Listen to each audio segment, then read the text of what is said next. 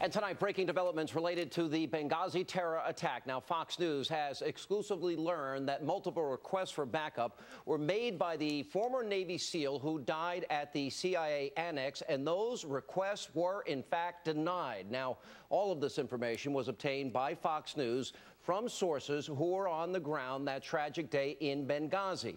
Now, here's how this all played out. Now, former Navy SEAL Tyrone Woods was at the CIA annex when he heard that shots had in fact been fired at the consulate where Ambassador Chris Stevens was along with his team. Not once, but twice, Woods and others at the annex requested from their higher-ups permission to go and help those under attack. They were told both times to, quote, stand down. And according to our sources, Woods and 5 other American heroes ignored those orders. They went to the consulate anyway. They evacuated those who were still in harm's way, and they searched for the ambassador but could not find him. Now, the group later returned to the CIA annex and requested for a third time military assistance. And again, they were denied by this administration. Now, earlier today, Fox's own Jennifer Griffin explained in detail how these heroes could have, in fact, been saved. 4 separate mortars were fired at the compound. One of those mortars killed Glenn Doherty directly. Another one hit, there was a machine gun position on the roof. Tyrone Woods was hit at that time. But what I'm told by sources who were in Benghazi the night of the attack, that there were, they did have laser pointers on the mortar fire team. And if Special Operations Spectre gunships had been sent in, and some were on standby, and teams were on standby in Sigonella, just a few hours flight away, that they could have possibly prevented those mortars that struck the compound. They felt that help was not sent when they requested it. Now, Tyrone Woods risked his military career. He risked his life and ultimately gave his life, ignoring orders from his superiors to help save the lives of others. And what did he get in return when he asked our government for help that was watching in real time? Nothing. And the CIA is rejecting the notion that requests for help were denied by them. Now, according to a spokesman, quote, we can say with confidence that the agency reacted quickly to aid our colleagues during that terrible evening in Benghazi.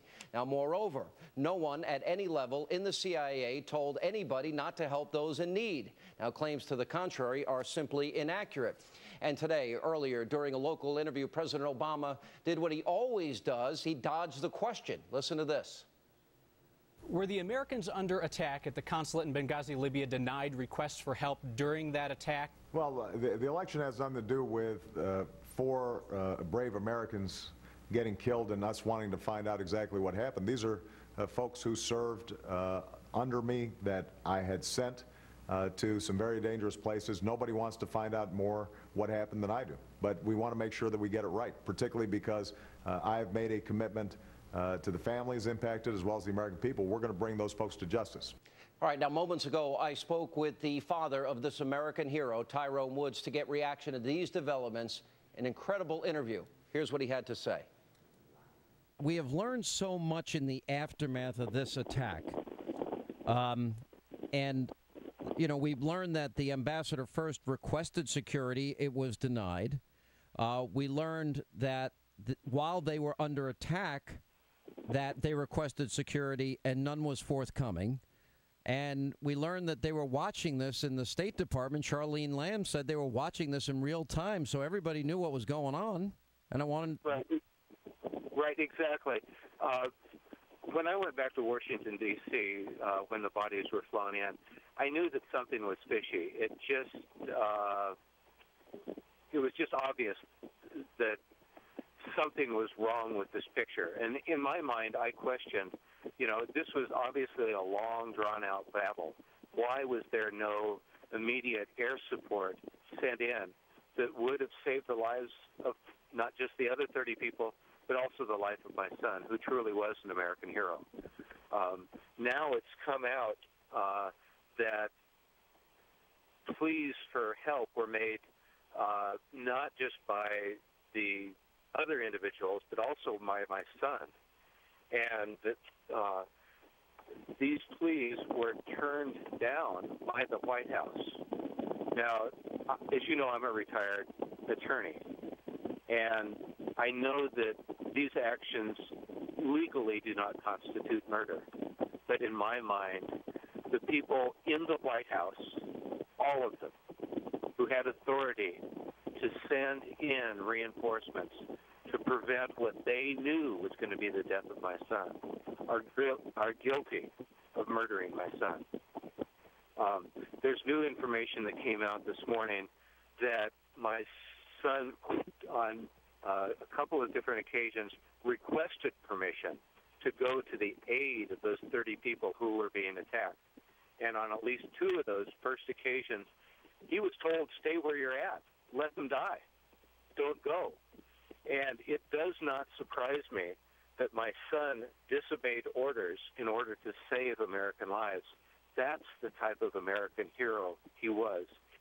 So after he was told to stand down, as I understand it, there were numerous other pleas for help. And your son actually, as I understand it, rescued many people and got them out of the consulate. Is that true? You know, one of the real touching emails I got was with an individual. I won't mention the name, but I received an email from someone who said, your son's sacrifice saved my life. And he saved more than one life. And that's the type of man he was. That's the type of leadership the military needs. So if he would have obeyed that order to stand down rather than help the ambassador's team, that person is telling you they wouldn't be alive today. That is correct. And many other people as well. Your son first got involved, was told to stand down after they heard shots at approximately 9:40 p.m. Now, as I understand it, it wasn't until about 4 a.m. the next day that your son, after he had rescued other people, was still fighting in this attack, and it was then that he took on mortar fire. That's my understanding. For 7 hours, the cowards in the White House were watching something they knew that was going to potentially kill those 30 people and potentially kill my son. And they refused to do that, even though they had a moral duty to send support. They chose not to. This is not the way the SEALs operate. The SEALs are an honorable unit, and Ty was honorable by disobeying the powers in the White House that told him not to rescue those lives. Your son was told to stand down. Here's a Navy SEAL with all the time and training and effort. He risks his military career, risks his life for 7 full hours, rescues all these people. Multiple requests throughout the entire period go. It's being watched in real time, and nobody sends any help. I can't fathom this. And then we're told the president goes out there for 2 weeks and couldn't admit that this is a terrorist attack. Why do you think that he tried to blame it on this video or denied that it was a terror attack? You know, unfortunately, Sean, we have a generation of liars who have no moral background. Hopefully, my son's sacrifice and his moral courage and his moral strength will encourage our next generation to be completely different, that we will change our direction, that we will raise up a new generation of true American heroes, such as my son, who have moral courage and who are not liars like too many people in authority are nowadays. I know you met the president and you met Hillary Clinton when they had this service. That's correct. At Andrews Air Force Base. At Andrews Air Force Base. You said the president couldn't look you in the eye and it was like shaking hands with a dead fish. That's exactly right. And so you felt he couldn't look you in the eye and that basically he felt no empathy. And you said the same thing pretty much about Hillary Clinton. Right. What happened was he came through there kind of after everyone else had been, you know, in the room circulating. And he came over and shook my hand. You know, I wanted to do more than just shake his hand, so I kind of put my arm around his shoulder to have just a little bit of physical warmth. not a major hug, but just a small one. And, you know, he kind of, it wasn't in a powerful voice. It was more of just a whiny little voice. I'm sorry. You know, and I could tell by his voice he wasn't even sorry. It'd be like a little kid that's told by the teacher to go apologize to Johnny out on the playground. And when he looked at me, his face was pointed towards me, but he couldn't look me in the eye. He was looking over my shoulder. And like I say, I thought he, you know, political, it was like literally like shaking hands with a dead fish. Wow. And I did not believe him at all as far as his being sorry. And now we understand why. Was he one of those cowards that was in the White House watching my son being murdered on TV and refusing to do anything? That's a question that he will probably not have the courage to answer publicly, but I would like to personally know that answer, and one of these days, I'm sure that we will have that answer. It is the hardest thing to lose a child, and learning about the heroics of your son are beyond inspiring. He put everything on the line. You know, if we want to use a biblical quote, no greater love hath a man to lay down his life for somebody else. Your son laid down his life for others. That's right. Yeah. So thank you very much, Sean, and I really appreciate the work that you're doing. I appreciate your time. Thank you for being with us. Welcome back to Hannity. Joining me now are two men who are trying to get to the bottom of these lies and cover-up. Congressman Darrell Issa and Utah Congressman Jason Chaffetz is with us. All right, so we just heard from Charles Woods, the father of this American hero. Here's a Navy SEAL. He's a mile away. He's not at the consulate. He hears the cries for help. He is told to stand down twice. He puts his military career, his life in jeopardy, and then gives his life because he's not, and saves about, what, 30 people. I mean, how is it possible, and he was killed 7 hours later, how is it possible, Congressman Issa, that everybody was requesting help both before and during, and no help came? How is that possible? Well, Sean, as you know, our men and women in uniform believe that you respond. You don't leave people out there unprotected, and you certainly don't leave people behind. So he was doing the right thing, and I think his father deserves to be outraged that 7 hours passed, and while overhead Predator aircraft could see what was going on, no aircraft, no support was brought in to protect these men and women that could have prevented the loss of his son and the others. You know, Congressman Chaffetz, my sources tell me that we're talking about 2 videos and audio that are available right now. In other words, that we've got the drone video. We have on the compound, this was in real time, the State Department viewed this, and then I'm told that there were audio tapes, and this is what Tyrone Woods, this Navy SEAL, was hearing, which caused him to disobey orders to go save American lives. Is there any way the American people can hear and see the evidence? Well, first of all, God bless them. You know, the men and women who step up and do this, gosh, and you just know that there were others that had proximity that also wanted to come to their aid. Remember, we had a hearing about this, and the State Department official, Charlene Lamb, she testified that they were witnessing this in real time, starting back at 9:40, and this attack happened at 4 a.m. I just don't understand what was taking so long and why we didn't send help. Well, and also, as I understand it, this was all going on the Situation Room. They could have pulled up this video. Is that true? In other words, as it was coming in, didn't our intelligence, didn't the White House have the ability to pull up that video? Did nobody tell them what was happening, but yet they were convened in the Situation Room? Did we have an answer to that, Congressman Issa? Well, Sean, we do, and unfortunately, 100% of our answers are coming from whistleblowers. 100% of our answers are coming from people who can't take the lies coming out of the State Department and out of the White House, and they're the ones that are letting us know about the video, about the inability for people who were ready to respond, essentially about the cover-up of this being a terrorist attack before, during, and after it occurred.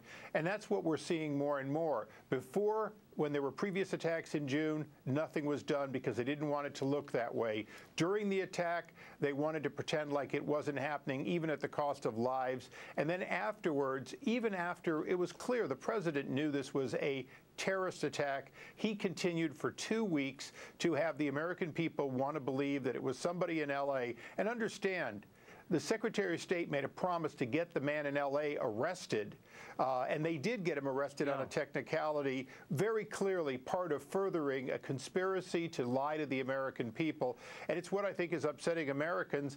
This shouldn't be a campaign issue, but you can't lie to the American people about the growth and the threat of al-Qaeda and then not expect the CIA and other loyal Americans to leak. All right, so Congressman Chapin, let me stay on this before, during, and after, because before this attack took place, the ambassador requested additional security, was denied, and then it was even decreased. So that's now been established.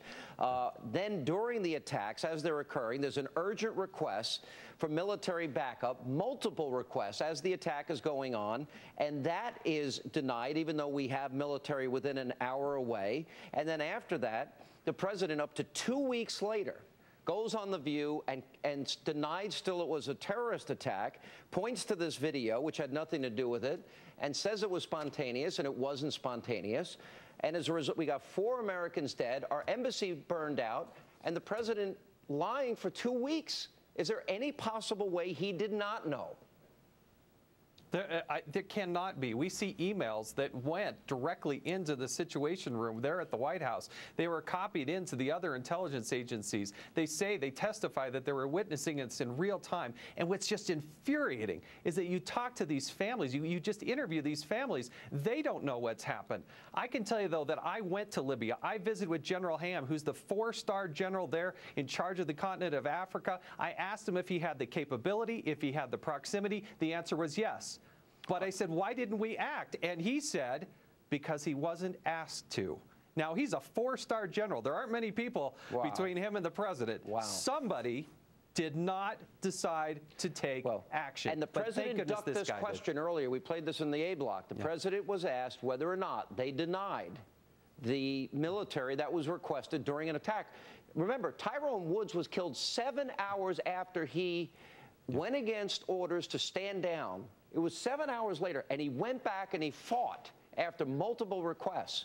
They could have, and our military was less than 2 hours away. So who made the decision not to grant this request? Sean, let's also remember that after he was killed, there was still hours more before we got more than a dozen people out of there to a safe haven where they could get to the airport. So it was still going on after Woods was killed. What a shame. Well,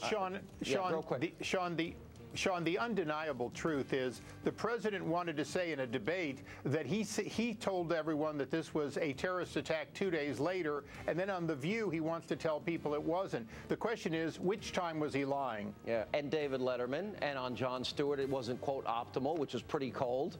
All right, guys, thank you both. We're going to stay on the story. Thank you, Sean. I would like to see that video. Any chance we get to see it before the election? Hear the audio? I hope so. We should. We should. It's out there. The president said to us. The president said he would. He said he'd show it as the information's out there. Well, let's see President Transparency. Mr. President, let the American people see this. Let's get this in real time. And coming up next, Bob, we're denying